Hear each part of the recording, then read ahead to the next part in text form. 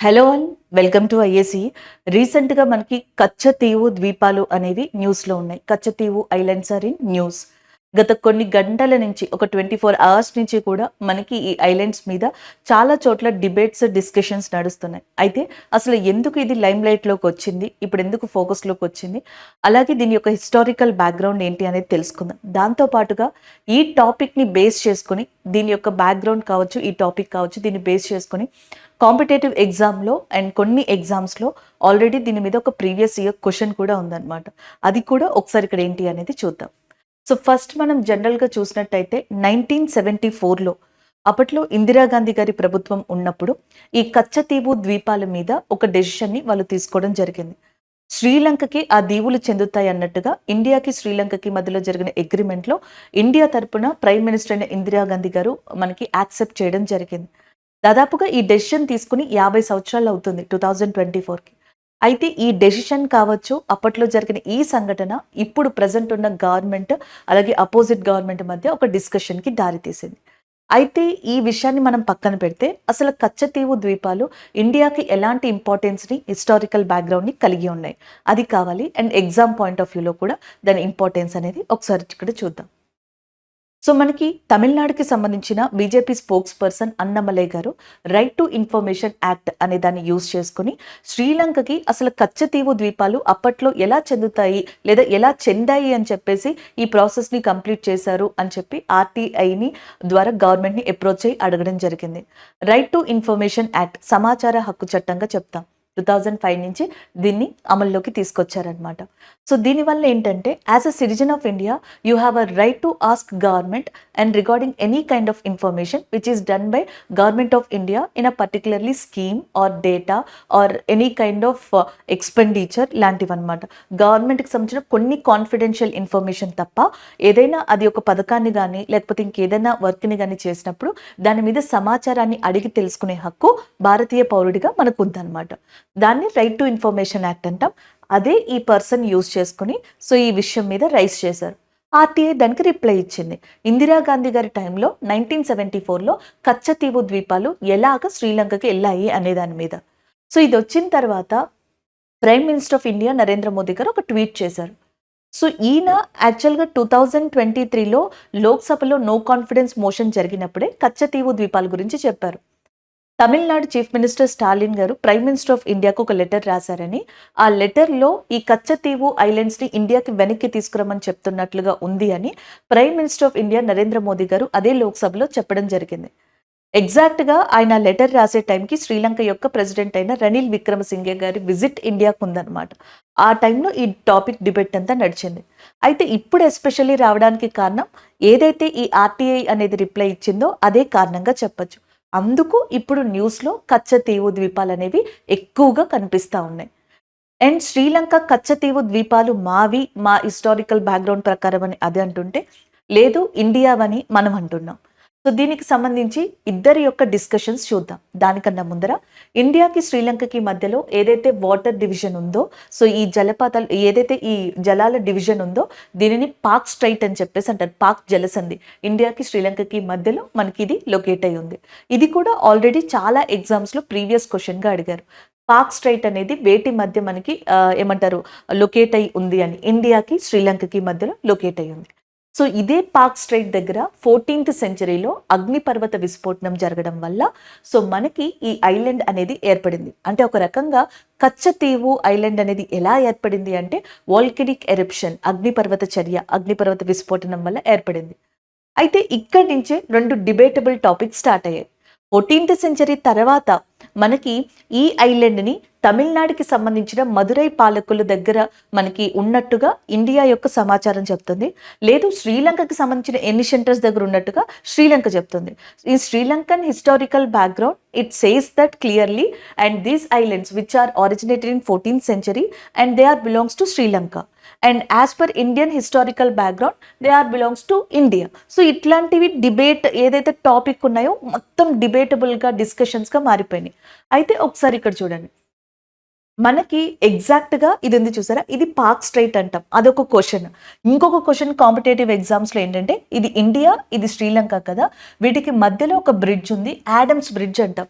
దీనినే రామసేతు వారధి అని కూడా అంటాం. ఇది ఈ ఏదైతే ఈ టాపిక్ ఉందో, ఈ టాపిక్‌ని బేస్ చేసుకొని వచ్చిన కాంపిటేటివ్ ఎగ్జామ్స్‌లోని క్వెషన్. చాలా సార్లు రిపీట్ అయింది. మనకి రామసేతు వారధి లేదా యాడమ్స్ బ్రిడ్జ్ అనేది ఎక్కడుందంటే, ఇండియాకి, శ్రీలంకకి మధ్యలో. ఎగ్జాక్ట్‌గా ఈ ప్రాంతంలోని ఈ కచ్చతీవు ఐలాండ్ ఏదైతే ఉందో ఈ కచ్చతీవు ద్వీపం లొకేట్ అయి ఉంది. ఇండియా వైపు ఇటు సైడు రామేశ్వరం ద్వీపం అని చెప్పేసి ఉంటది. సో అటు సైడ్ వచ్చేటప్పటికి మనకి నెదుంతేవు ఐలాండ్ అని చెప్పేసి ఉంటది. ఈ రెండిటికి మధ్యలోనే ఎగ్జాక్ట్‌గా ఈ కచ్చతీవు ద్వీపాలనేవి ఉన్నాయన్నమాట.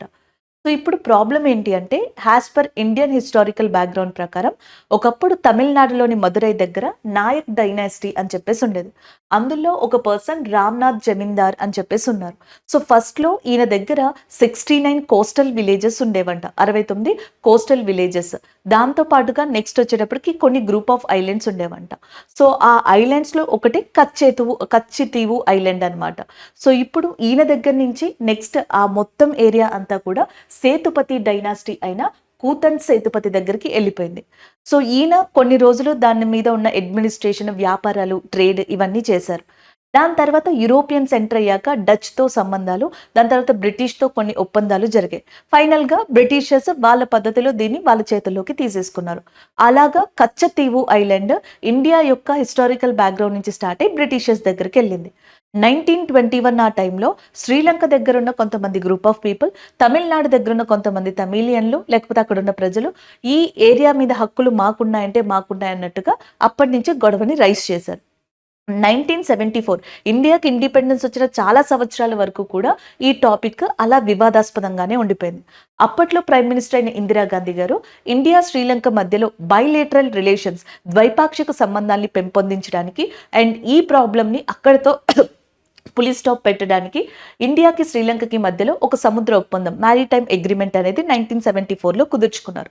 ఆ అగ్రిమెంట్లో ఇండియా తరపున ఇండియా ప్రైమ్ మినిస్టర్ అయిన ఇందిరాగాంధీ గారు ఈ కచ్చతీవు ద్వీపాలు శ్రీలంకకి చెందుతాయి అన్నట్లుగా ఒప్పుకున్నారు అన్నట్టు, యాక్సెప్ట్ చేశారు అన్నట్టు ఆ అగ్రిమెంట్లో మెన్షన్ చేసి ఉన్నట్టుగా మనకి ఆర్టీఐ ఇన్ఫర్మేషన్లో ఇవ్వడం జరిగింది. సో దీంతో ఇప్పుడు మళ్ళీ ఈ ప్రాబ్లం అనేది అంటే ఈ టాపిక్ అనేది డిబేట్గా మారింది. కచ్చతీవు ద్వీపాలు ఏవైతే ఉన్నాయో జాగ్రత్తగా చూసినట్టయితే ఇది స్మాల్ ఐలాండ్. దీంట్లో ఆల్మోస్ట్ మనకి జన నివాస యోగ్యంగా ఉన్న ద్వీపం అయితే కాదు. ఇక్కడ ఎవరు అంతమంది జనం అనేది నివసించట్లేదు. సో ఈ ఏరియా అనేది జనరల్‌గా ఫిషరీస్‌కి చాలా ఫేమస్. ఆక్వాకల్చర్ అంటే మనకి ఈ మత్స్య సంపదకి, ఫిషింగ్‌కి ఇలాంటి వాటికి ఇది ఫేమస్. కొన్ని కొన్ని ఖనిజ సంపదలు, మినరల్స్ అనేవి ఇక్కడ లొకేట్ అయి ఉన్నాయి. సహజంగానే ఎకనామిక్ రిసోర్సెస్ ఉంటే ఏ కంట్రీ దాన్ని వదులుకోదు. అది ఇండియా అయినా, శ్రీలంక అయినా. సో ఇండియా, శ్రీలంకకి మధ్యలో కచ్చతీవు అనేది ఎందుకు ఒక ముఖ్యమైన ఇంపార్టెంట్ పాయింట్‌గా మారింది అంటే, తమిళనాడు దగ్గరున్న వాళ్ళకి, అక్కడున్న మత్స్యకారులకి ఇది చాలా ఇంపార్టెంట్. ఇండియా దగ్గరున్న మత్స్యకారులకి కూడా ఇది ఇంపార్టెంట్ అన్నమాట. అయితే 1974 ప్రకారం రైట్స్ ఆళ్ళకెళ్ళిపోయినాయి. వెళ్ళిపోయినా తమిళనాడుకి సంబంధించిన చాలా మంది మత్స్యకారులు, ఫిషర్ మ్యాన్స్ ఎవరైతే ఉంటారో ఇక్కడికెళ్ళి ఇక్కడి నుంచి ఫిషింగ్ చేయడం స్టార్ట్ చేయడం మొదలుపెట్టారు. సో దానివల్ల శ్రీలంక దగ్గరున్న మత్స్యకారులకి ప్రాబ్లమ్ వచ్చింది. 2009లో శ్రీలంక ప్రభుత్వం అక్కడ ఎక్కువగా సెక్యూరిటీని పెంచింది.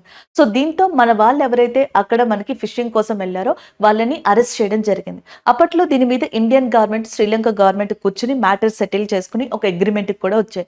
అలా వచ్చిన ఇండియా తరపున తీవ్రమైన నష్టం జరుగుతుంది అనేది మన వాళ్ళ వాదన. సో ఇవన్నీ కూడా సెటిల్ అవ్వాలి అంటే ఆ కచ్చతీవు ద్వీపం యొక్క మ్యాటర్ సెటిల్ అవ్వాలన్నమాట. సో అది మన ఇండియా వైపు రావడమో, మనం దాన్ని దక్కించుకోవడమో ఇలాంటిది ఏదో ఒకటి చెయ్యాలి. సో ఇది ప్రజలకున్న మెయిన్ భావన అక్కడున్న వాళ్ళకి. ఎస్పెషల్లీ తమిళనాడు కోస్టల్ ఏరియా దగ్గర ఉన్న ప్రజల యొక్క మెయిన్ తాత్పర్యం కావచ్చు, భావం కావచ్చు, లేకపోతే వాళ్ళ యొక్క మెయిన్ థాట్ ప్రాసెస్ కావచ్చు, ఇలా ఉందన్నమాట. అయితే ఇప్పుడు ప్రెజెంట్ ఇక్కడ మీరు చూసుకున్నట్టయితే ఇది ఇంటర్నేషనల్ బోర్డర్ లైన్‌గా చెప్పొచ్చు. మనకి కొన్ని అంతర్జాతీయ సంస్థలు ఉన్నాయి. Like United Nation convention on law of sea అని కూడా అంటాం. వీటికి సంబంధించిన క్వెషన్స్ కూడా అప్పుడప్పుడు మిమ్మల్ని అడుగుతా ఉంటారు.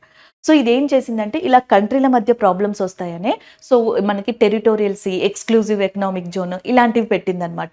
శ్రీలంకకి సంబంధించి ఇది ఇంటర్నేషనల్ బోర్డర్ లైన్ అనుకోండి. ఇక్కడ ఎక్స్‌క్లూజివ్ ఎకనామిక్ జోన్ ఉంది అనుకోండి. సో ఈ ఎక్స్‌క్లూజివ్ ఎకనామిక్ జోన్‌కి దగ్గరలోనే కచ్చతీవు ద్వీపాలు ఉన్నాయి.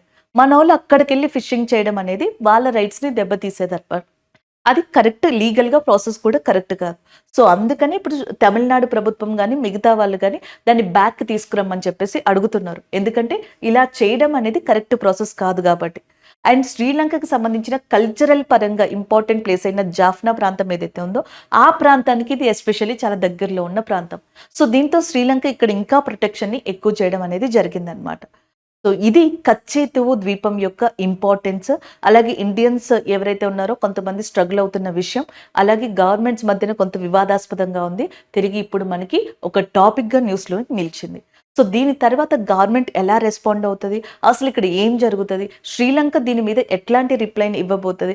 లేదా ఇండియాకి, శ్రీలంకకి మధ్య ఏమైనా చర్చలు జరుగుతాయా? లేదా దీని మీద ఎలాంటి ప్లాన్ ఆఫ్ యాక్షన్‌ని తీసుకుంటారు? ఇవన్నీ కూడా ప్రెజెంట్ మనకి ఒక క్వెషన్ మార్క్‌గానే ఉన్నాయి.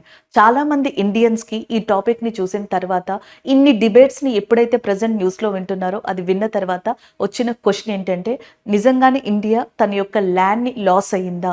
అంటే తన యొక్క కచ్చతీవు స్వతహాగా మనదైతే, మనం దాన్ని మనకి తెలియకుండానే లాస్ అయిపోయామా? అనేది ఒక క్వెషన్ మార్క్‌గా మిగిలిపోయింది. ఇదిలా ఉంటే external affairs minister Subrahmanyam Jaishankar garu రీసెంట్‌గా ఒక 3 అవర్స్ ముందర ఒక మీటింగ్‌లో ఏదైతే న్యూస్ మనకి పబ్లిక్ మీటింగ్ ఉంటుందో, సో, ఆ మీటింగ్‌లో కూడా ఆయన చెప్పడం జరిగింది. 1960s నుంచే ఈ టాపిక్‌ని పట్టించుకోలేదని, 1974లో దాన్ని శ్రీలంకకి అప్పగించారని. సో, దానివల్ల చాలా సార్లు ప్రాబ్లమ్స్ ఫేస్ చేయాల్సి వచ్చింది అని ఇండియన్ మత్స్యకారులు, especially Tamil Nadu chief minister Jayalalithaa గారు ఉన్న టైంలో కూడా ఈ టాపిక్ రైజ్ అయిందని, దాని తర్వాత ఈ వివాదం సద్దుమణిగిందని. సో, మళ్ళీ ఇప్పుడు ఇది తిరిగి లైమ్ లైట్‌లోకి వచ్చినట్టుగా కూడా కొన్ని ప్రెస్ మీట్స్‌లో రీసెంట్‌గా మనకి న్యూస్ వస్తున్నాయి. అండ్ జయశంకర్ గారు అటెండ్ అయిన ప్రెస్ మీటింగ్‌లో కూడా ఈయన చెప్పడం జరిగింది. This is all about Kachativu Island, a dispute island between India and Sri Lanka.